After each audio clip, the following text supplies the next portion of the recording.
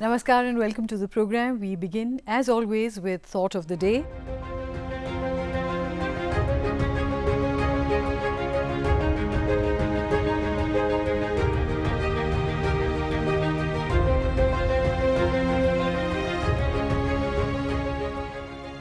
Programme की शुरुआत करते हैं मॉर्निंग रागा से।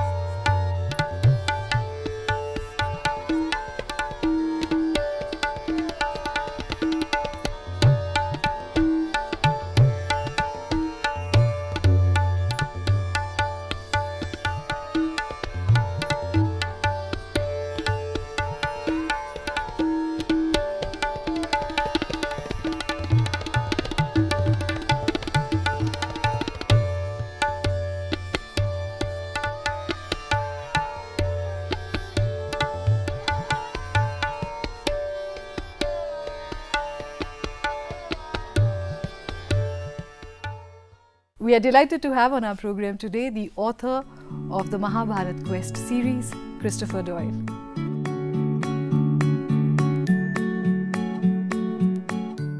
Christopher, welcome to the program. Thank you, Jasleen. It's a pleasure to be here. ये जो कॉन्सेप्ट है कि आप साइंस, रियलिटी, फैंटेसी सब एक साथ आपने अमेलगमेट किया, ये कॉन्सेप्ट कहाँ से आया मन? The trigger for this was my daughter.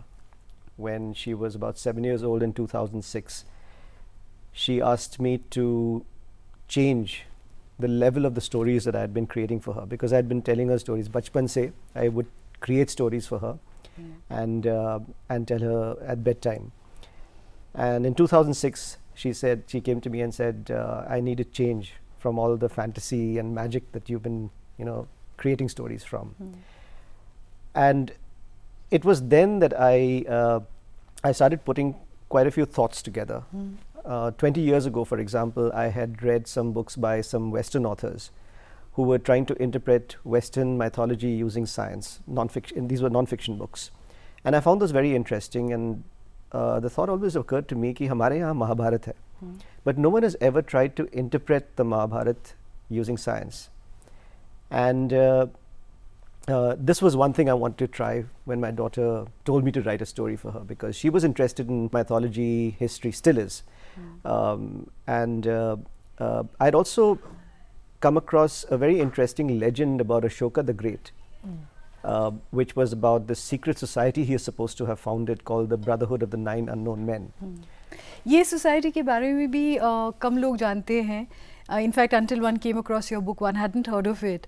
Because Ashoka के साथ हम बुद्धिज़्म जोड़ते हैं, the war of Kalinga जोड़ते हैं, but this brotherhood of the unknown nine, we've never thought about it. अगर आप एक नज़रिए से देखेंगे तो it's also, you could call it a conspiracy theory, because there's no real evidence for there's it. No evidence. I mean, yes. any secret society, it wouldn't be secret if there was evidence, right? That's right. So किताबें तो काफ़ी लिखी गई हैं इसके बारे में. Starting in the 1920s, there was a Westerner called Talbot Mundy who wrote a book. That's he coined the phrase, the nine unknown, and it was fiction.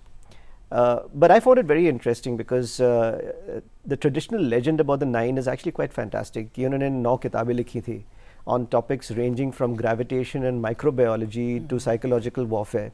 अब अशोका के ज़माने में science was not that advanced, but the thought was triggered in my mind: what if the secret society, this nine brotherhood of the nine, was not created to write 9 books, but to hide a deeper, more ancient secret from the Mahabharata. That makes it extremely intriguing. That made it very intriguing, and she is my fiercest critic, you know, in the sense that she always wants me to do well. So I said the test of it will be if she finds the story interesting, and then I put these ingredients together: the Mahabharata, a scientific perspective. So the secret had to be something we could explain using modern day science, and I was able to find something in the Mahabharata that I could link with our scientific knowledge today, which was plausible. So I don't claim it happened because I'm writing fiction, but mumkin tha, हाँ बिल्कुल मुमकिन था क्योंकि science कहता है, you can't argue with science. So that's really where this whole journey started. And वैसे भी, you know, when we watch movies or serials based on Mahabharata stories, there are a lot of things like, you know, you have these vimanas in which people fly, all these flying machines and the kind of weaponry they have. And many other things, the way they travel and all. It sounds fantastic, but it could well be based on some kind of science. It could be. It certainly could be. If you look at some of the descriptions, not just in the Mahabharata is there anyway. Right. I'll give you a couple of examples. अब आप देखिए कृष्ण जी द्वारका से हस्तिनापुर कितनी बार आते थे? And it's not like Dwarka and Hastinapur was so close, or there was a Shatabdi running between them that you could, you know, you could get from one spot. But he used to be there in a matter of hours or days, you know, at the most, the way it's described. In fact, in the Srimad Bhagavatam, there's a very interesting story about how Krishna and Arjun go together to a Brahmin who wants him to save his newborn son. And the relevant part of the story is when Arjun fails in finding the newborn son. And then Lord Krishna says, okay, I'm going to take you somewhere. And it's described like this in the Bhagavad. It says, Kanhaiya rode with Arjuna in his chariot and they crossed the hills. How can you cross the hills? How can you fly over hills in a chariot? It's just not possible. Then the question, you know, so either you say, ye to bilkul fantasy hai. That's where the mythology aspect comes from. Or you say, maybe there was something happening at that time that we don't understand and we don't know. And maybe there was some science involved in it, and that's been the attempt in my books. And also, this is not merely a question of alternate history or going into that genre. It's really trying to figure out if this sort of thing did exist in those days. Absolutely, absolutely. But what is also intriguing is how आपकी जो किताबें हैं, the first one, for example, Mahabharat के बारे में जब लोग बात करते हैं, they talk about Mahabharat, but you brought in King Ashok into it. You've connected it with Buddhism. So that in itself is quite fascinating. Well, that's from an author's perspective. That's to make the story a little less linear.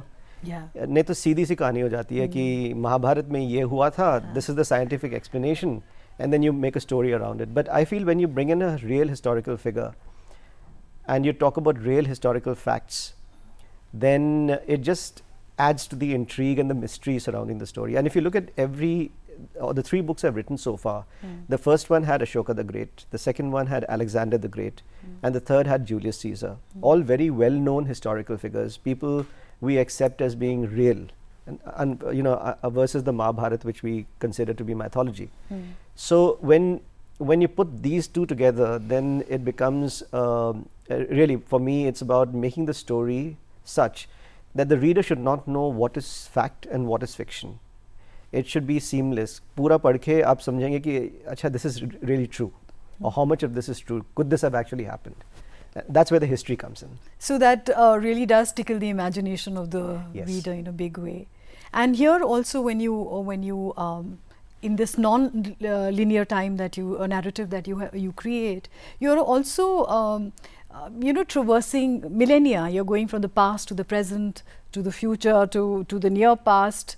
You know, you keep traveling through time and space, which make them very, very interesting. So do you go to all these places to see them? For example, in your second book, where you talk about Alexander now, again, Alexander connected to the Mahabharata, which is not something that most people would have thought of. And yes, and that's the fascinating part. Right. I try and visit as many places as possible. Some of them are out of bounds for various reasons, but in my third book, which was released last year, for example, I made 2 trips to the UK. I spent a total of about 5 weeks in the UK, visiting all the major, over 50 different ancient sites in the UK, to study them, understand them, and to get ideas about how I could connect them to the story that I had in mind. There are a lot of very intriguing sites in the UK which go back 5,000 or 6,000 years.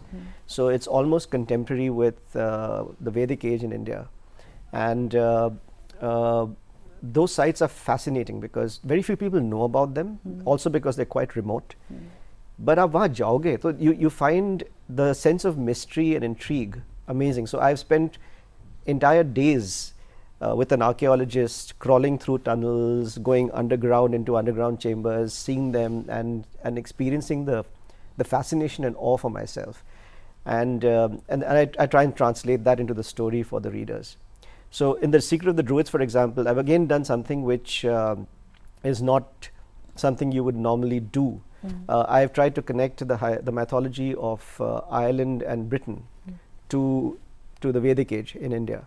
So the Druids, the connection between the Druids and the Brahmins is, at a very basic level is what I've tried to do. And it's really fascinating because if you look at Irish mythology, which I researched while writing the book, there's actually a goddess, and I won't take the name because it'll spoil the suspense for those who have not read the book, but there is a goddess in Irish mythology whose name is in the Mahabharata.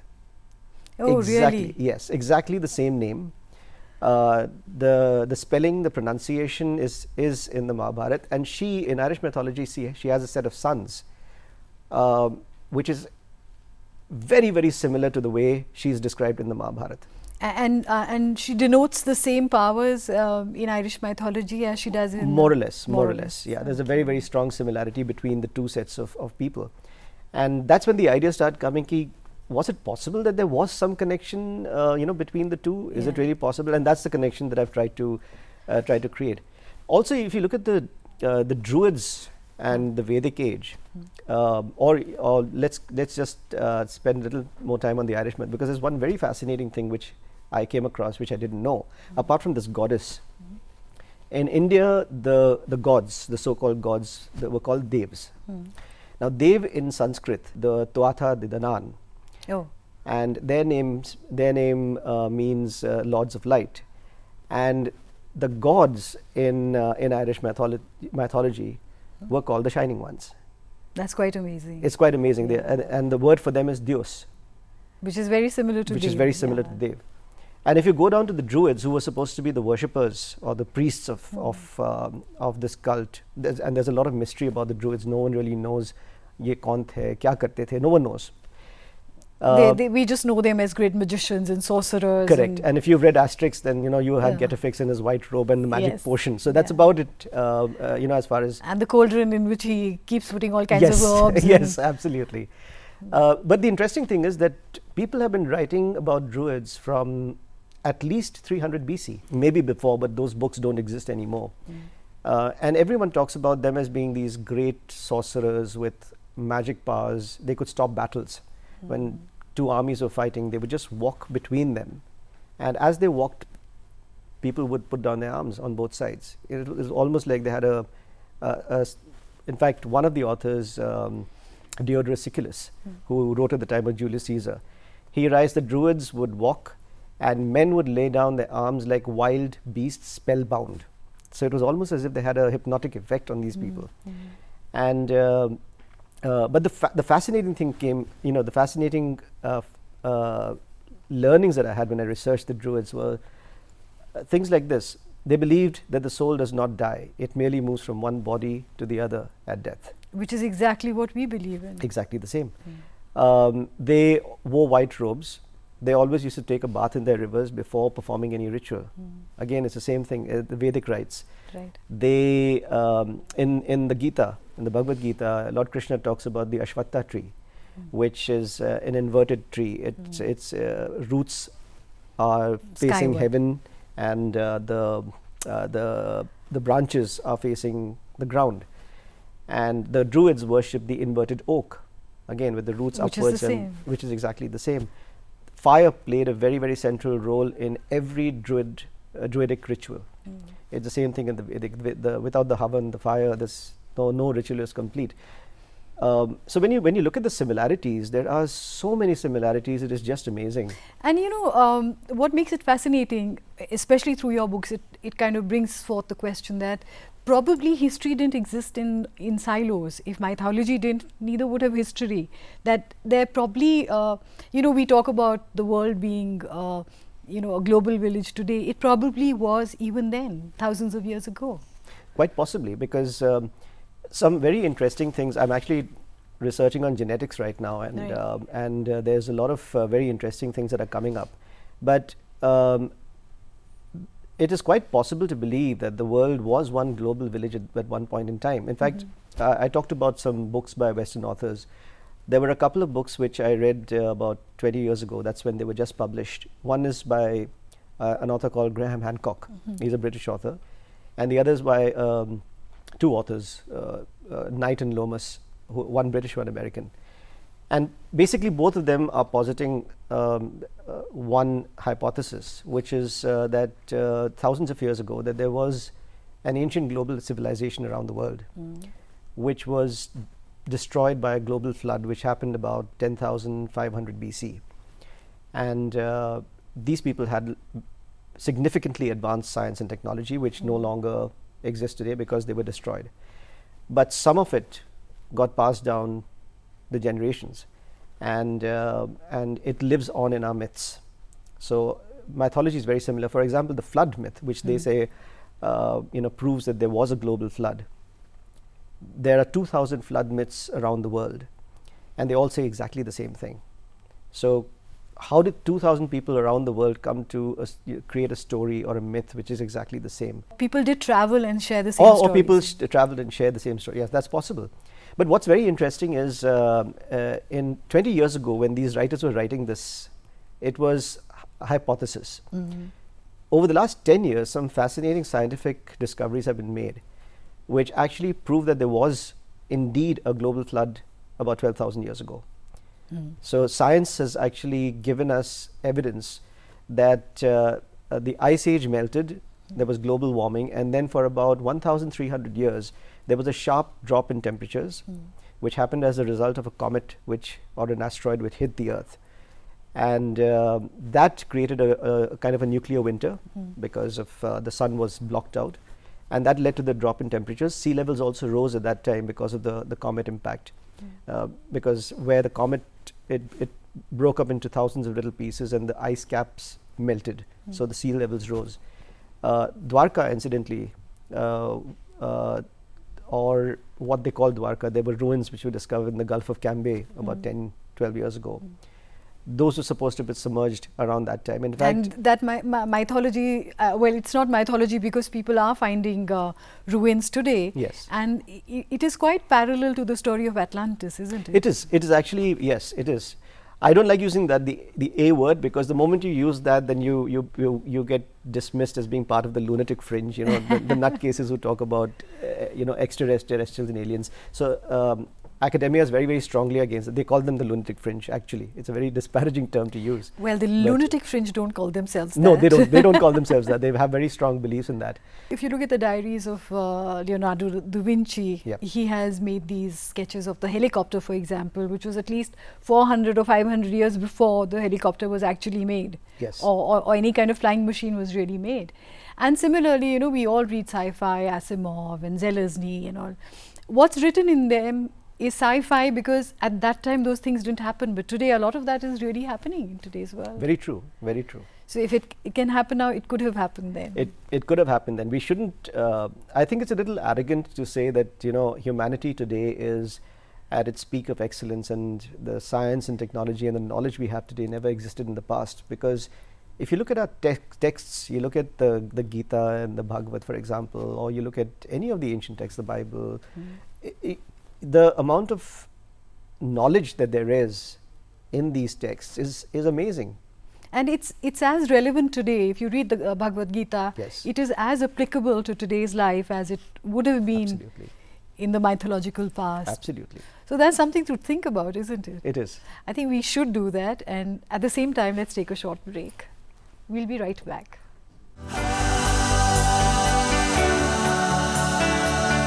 Welcome back. Our guest today is Christopher Doyle, who mixes up and makes a new brew, which is a brew of history, fantasy, reality, and fiction all mixed into one. But before we continue our conversation with him, here's a look at history of the day. The first Test cricket match was played at Lord's in 1884. In 1906, the first president of Indian National Congress, W.C. Banerjee, passed away. In 1911, philosopher of communication theory, Marshall McLuhan, was born in Canada. In 1930, Indian lyricist and poet Anand Bakshi was born in Rawalpindi. Two best Indian cricket players were born today. All-rounder Chandu Borde was born in 1934 and opener Chetan Chauhan was born in 1947. American astronauts Neil Armstrong and Edwin Aldrin were the first persons to step on the moon in 1969. In 1988, Indian national satellite INSAT-1C was launched. In 2001, South Indian Tamil actor Sivaji Ganesan died. In 2007, the last book of Harry Potter series, Harry Potter and the Deathly Hallows, was published. In 2007, Mrs. Pratibha Patil was elected as the President of India and became the first woman president of the country. Ram Baran Yadav, of Indian origin, was elected as the first president of Nepal in 2008. In 2009, eminent Indian classical singer Gangubai Hangal passed away. How do you come upon a certain idea, and how do you take it forward? Some of the ideas are preconceived in some way, at least the seed is there. So for example, I always wanted to write about the Samudra Manthan and try and interpret the Samudra Manthan using science. And that eventually led to the Alexander's Secret. Similarly, when I read, I'd earlier referred to a book by Knight and Lomas, the two authors. They actually, the idea of the Druids came to me about 20 years ago then, because they write about the Druids, they write about these stone circles in the UK and how these are actually scientific, built scientifically, and they are, they are astronomical instruments. And they also talk about the mystery of why the Romans wanted to destroy the Druids. It's a mystery no one has been able to solve. So, and this seed, stayed with me for 20 years and eventually became the secret of the Druids. So some of these ideas are preconceived in that respect, not developed. And then as I research, then I start finding links which I can connect. So I came across, when I was researching for the Alexander's Secret, before I knew Alexander was going to be part of it, I started with the Samudra Manthan, and I said, let me see if I can find a scientific explanation. And I had come across a book which talked a lot about viruses and how viruses work. And the thought occurred to me, is it possible for a virus to be a part of the explanation for the Samudra Manthan? Now, it sounds like a crazy thought, but that's where it started. And then the research into the science started. And eventually, I was able to gather enough information to create a hypothesis, which is presented in the book. What was interesting also was when I started looking at the Sanskrit shloks of the Adiparv, where Samudra Manthan is narrated. The shloks, the Sanskrit itself, if you interpret it without the shackles of tradition, this is, it's Vasuki wrapped around Mount Mandar, and the Devs and the Asuras are tugging on either side. If you don't look at that, then you can actually see the link between the science that I'm talking about and the shloks. Now, I'm not saying that that's a real link, but you can interpret it that way, definitely. But when it comes to interpreting shloks, are you conversant enough in Sanskrit, or do you consult somebody? I'm not conversant in Sanskrit, but I consult. I have 2 PhDs in Sanskrit who help me with the interpretation. I come up with my thoughts. So, for example, I read a white paper on the Samudra Manthan, which actually took each verse and then there were 2 pages of grammatical dissection on what each of the words meant. The word Samudra itself is not really used as an ocean in the Samudra Manthan. There's only 1 or 2 references in the entire story which actually talk about Samudra. Otherwise, everywhere the word that is used actually means a large body of water, a large salt water body. You know, that could be the Dead Sea. That could be the Dead Sea. It could be. So I said, why can't this be a large saltwater lake? And that's where the idea started flowing from. Yeah. And when you look at different, so there's one part of it that actually talks. There's a very intriguing parts of it because, for example, there's actually one shlok which talks about Dev. That there was only one Dev present at the Samudra Manthan. There's actually one shlok which only says Dev, and it's very strange because grammatically it's one Dev. But did someone make a mistake in that shlok, or is there something more intriguing behind it? One doesn't know. But they're very interesting things like that. So they talk about the entire Samudra Manthan in one shlok. It talks about the Samudra Manthan happening in a cup. A storm in a teacup. Yeah, it's something like, something like that. Yeah, literally. So there were a lot of these very interesting snippets in the story that I came across, and then I kind of figured out my own hypothesis based on the science. Went to the PhDs in Sanskrit and said, look, this is what I think. Can we interpret these shloks in this manner? And they came back to me saying, yes, you're right. You can certainly do this. Then I moved to the history and try and bring in the historical figure. So that's when I said, okay, can Alexander come in over here? Because I knew that Alexander, again from previous reading and research, I knew that Alexander was very interested in immortality. He had actually declared, before coming to India in about 327 BC, I think, or 328 BC, he had declared himself to be a god. He said, I'm the son of Zeus, Ammon, and you will worship me. If you don't worship me, you will be put to death. It was that strict.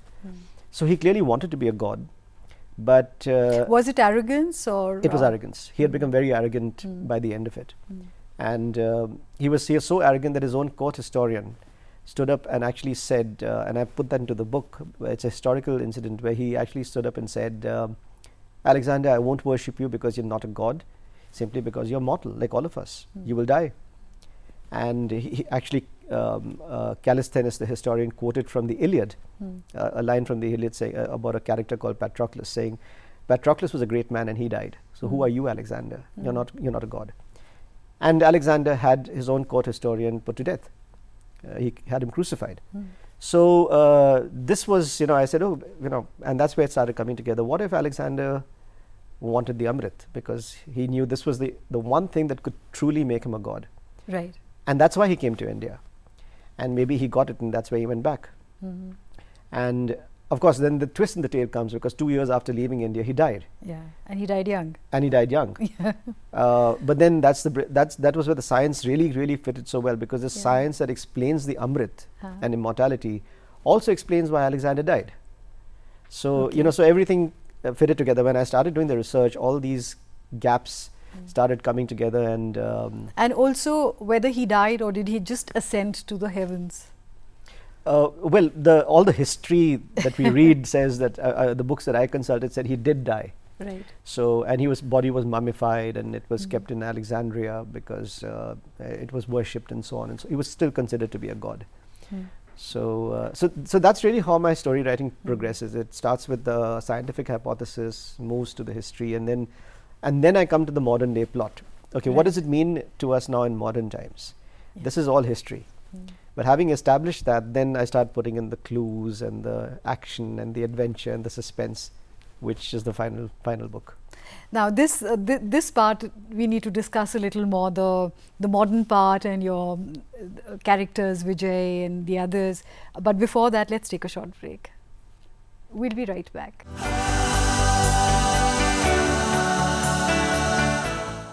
Christopher, we've been talking about the books from different angles, but I want to know, how do you bring the fiction into it, and how you connected with these with that fantastic Vijay who now is an investigator, and his series of adventures. What brought you to this? Why did you decide to not let it be just history and mythology and reality, but this need to make it like a secret service, secret mission kind of a thing. You know. I really wasn't very keen to write something that was set in historical times. Right. I wanted to connect it some way to our times. I mean, I always see a parallel between history and mythology and what's happening today. There's a very strong connection between the past and the present. All the events of the past, whether you call them mythology or history, they have some impact on it today. Right. And that's where this entire thought came from. And Vijay, the creation of Vijay was actually a little deliberate to start with, because a lot of the books in this genre, when you read, if you read Dan Brown, for example, Yeah.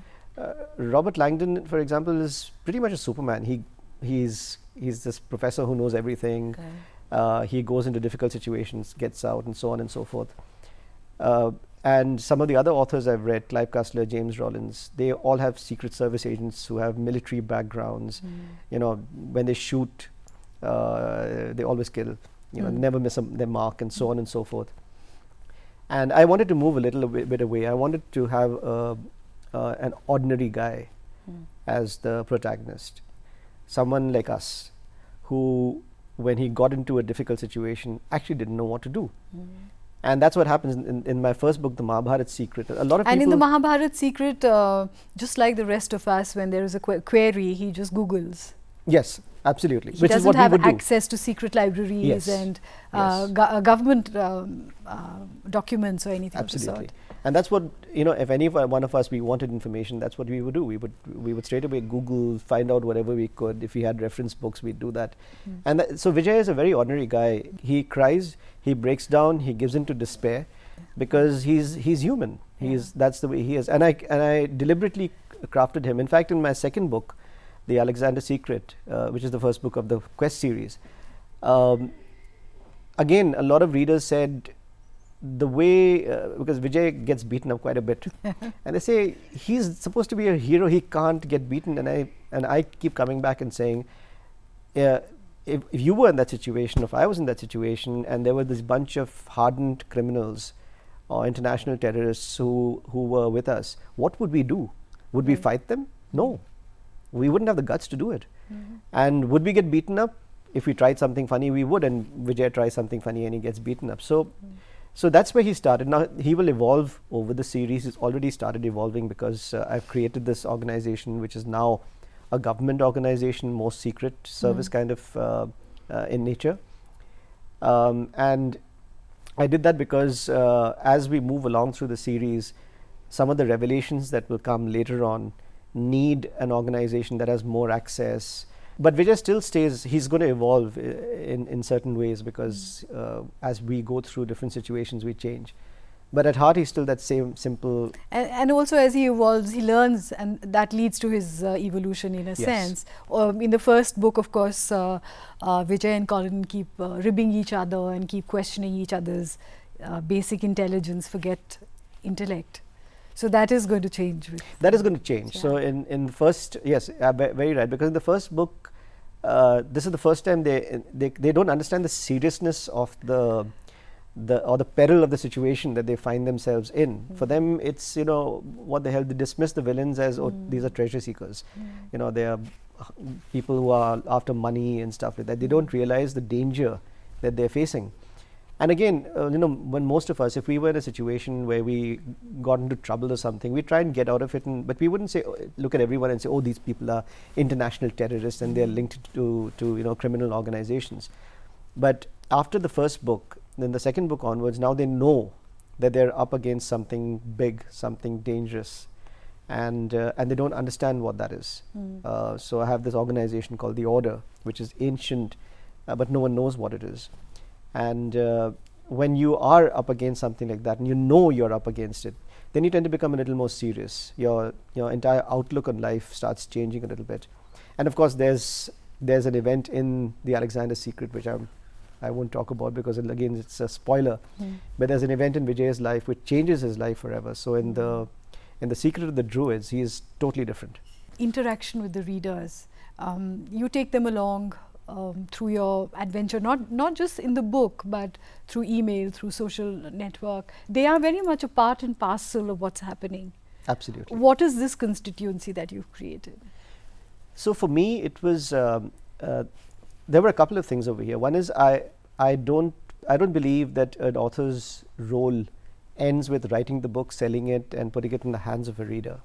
So after you read the book, what then? And I wanted there to be an answer for that. What then? The second thing is that I take a long time to write books because of the research. That's I'm not a science student, so I have to really read the science and understand it. I have to go to experts to validate the science because it has to be accurate in every There are respect. enough hoaxes as it is on the net. There are enough hoaxes, Right. absolutely. And I don't want to present, since I'm trying to link the Mahabharata and science, I don't want to present anything as a fact if it's not actually a fact. So And also because most of your characters, Alexander, Julius Caesar, we let Mahabharata go for the moment, Ashoka. Maybe in the first book there are no historical these things, but the others are historical characters. yes. So you have to be extremely careful when you... Absolutely. So there's a lot of research on the history as well. So it takes about 2 years to write a book. And this is not something I do full time. I have my work as well. So so I'm juggling work and writing. So after the publication of the Alexander's Secret, that came rather fast because I wrote that one pretty fast. I think I had most of the ideas in my mind.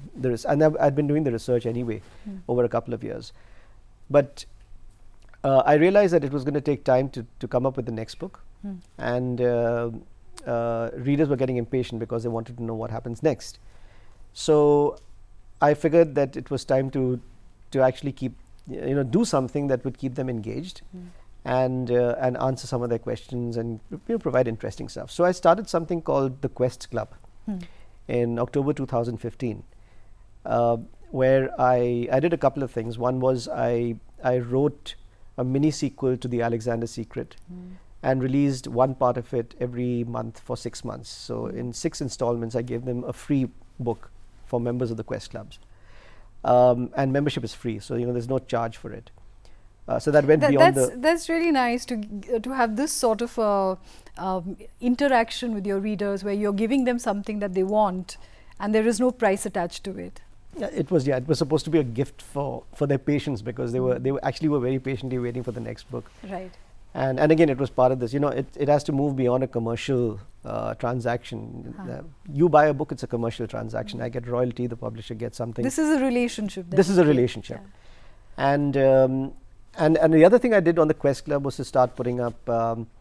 So I put up photo tours of places I've been to, locations in the Mahabharata Secret, locations in the Alexander Secret. I put up videos which other people have put up, about very interesting things. There were missing chapters, edited chapters actually, from the Mahabharata Secret, for example. The original book was edited and we knocked off quite a bit of it. So I've put some of those chapters up to say, this is what wasn't there. And it's amazing how people come back and some people say, yeah, it's a good thing you knocked it off. It really shouldn't have been there, but nice to read it. Yeah. So this is the kind of stuff I've been putting on the Quest Club, and I'm really happy to say that readers are enjoying it. These kind of responses really shape the way in which you write the next book. Well, I get a lot of feedback from readers. Right. Some of them are very, very detailed, and I appreciate that because it means people are actually taking the trouble not just to read, but also to say, hey, you can do something better, and here's what we want to read. Yeah, and this is not just passive reading; it's interactive. It's interactive. So I do take a lot of those comments on board. Wherever I can, I try and if there's no significant conflict with the way I write, I try and put those things in. So yes, I do listen to my readers a lot. What do you do to keep yourself fit in times like this? It's well, I try and maintain a workout routine. Well, on our program, we have for you some yoga tips to keep you fit. Would you like to see them? Absolutely. Let's have a look. तो रोज प्राणायाम करना, पहले भस्त्रिका, फिर कपालभाति, ये 15 minute से आधा घंटा। Arthritis जब असाध्य कोटि का हो जाए, इनकेरेबल अवस्था में, अब मेडिकल साइंस ने बोल दिया अभी आर्थराइटिस ठीक नहीं हो सकता। अब ऑस्टियोपोरोसिस अपनी चरम अवस्था में है। रोमेटॉइड आर्थराइटिस अब बहुत ज़्यादा हो गया है। 20 से ज़्यादा यदि आर फैक्टर होता है तो फिर वो पॉजिटिव में आता है और किसी किसी का 400 तक पहुंच जाता है। मेडिकल साइंस में इसकी कोई दवाई नहीं है। मेडिकल साइंस में आर्थराइटिस होने पर पेन किलर्स दिए जाते हैं और बहुत ज़्यादा आर्थराइटिस हो जाता है तो स्टीरॉयड दिए जाते हैं। स्टीरॉयड और पेन किलर्स दर्दों को कम महसूस करने देता है, माने जो पेन को महसूस कराने वाले एंजाइम्स थे उनको ही ब्लॉक कर देते हैं पेन किलर्स या स्टीरॉयड। लेकिन आर्थराइटिस तो नहीं मिटा। हड्डियां तो जो कमजोर थी वो ताकतवर नहीं बनी। जो कार्टिलेज घिसा हुआ तो वो तो वापस नहीं आया। हड्डी जो घिस गई तो वो तो ठीक नहीं हुई। जो दर्द को महसूस कराने वाले एंजाइम्स थे हमने उनको ब्लॉक कर दिया। इसलिए आम आदमी बोलता है ना, गांव का आदमी बोलता है कि एलोपैथी में जो दवा देते हैं वो दर्द को दबा देते हैं, रोग को दबा देते हैं। तो रोग को दबाओ मत, रोग को मिटाओ और मिटाने का माध्यम है प्राणायाम। Christopher, one of the interesting parts of the author is his secret love for music. Well, not so secret really. So tell me about your band. So we are 6 of us, and all of us are working professionals. We have a day job, but music is our shared passion. So we got together. I think it's about 8 years now. Since we started jamming together, and then we kind of figured why don't we go out and do some shows, and for the last 4 years we've been doing maybe 5 to 6 shows a year at places like Hard Rock Cafe or Social, some of the upmarket. And your genre is classical? Classic Western rock. Okay. And so we play things from the 70s and the 80s, some stuff from the 90s, the usual bands like Led Zepp, U2, Guns N' Roses, Doors, stuff and like that. And you call yourselves the? We call ourselves Midlife Crisis. Very appropriate, isn't Very it? appropriate, But absolutely. there's a lot of way for the midlife crisis to come as yet.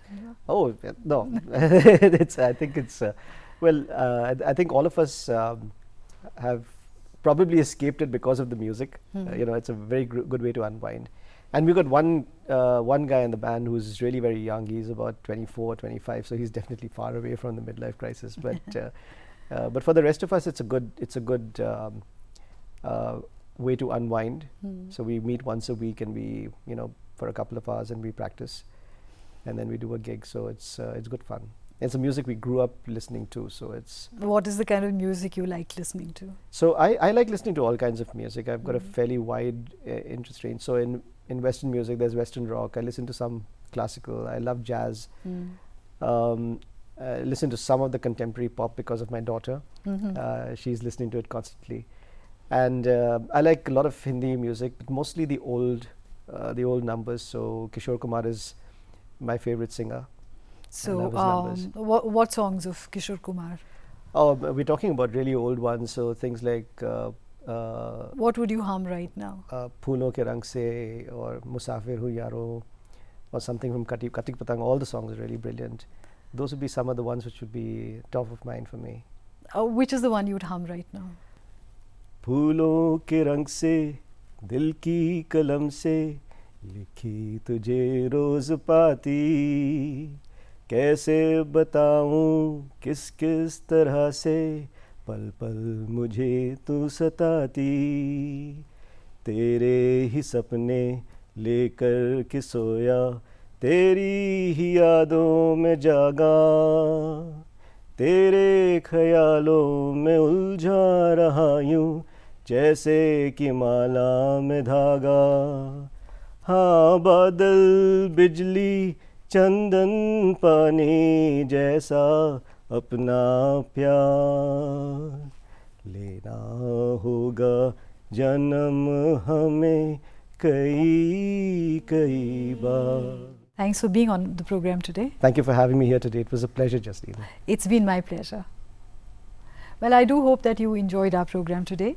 हमारे programme के बारे में अगर आपकी कोई comments हैं, suggestions हैं, तो हमें ज़रूर लिख भेजें. हमारा ईमेल आईडी है aajsavere@ddkdelhi.org.in. So until next time then, goodbye.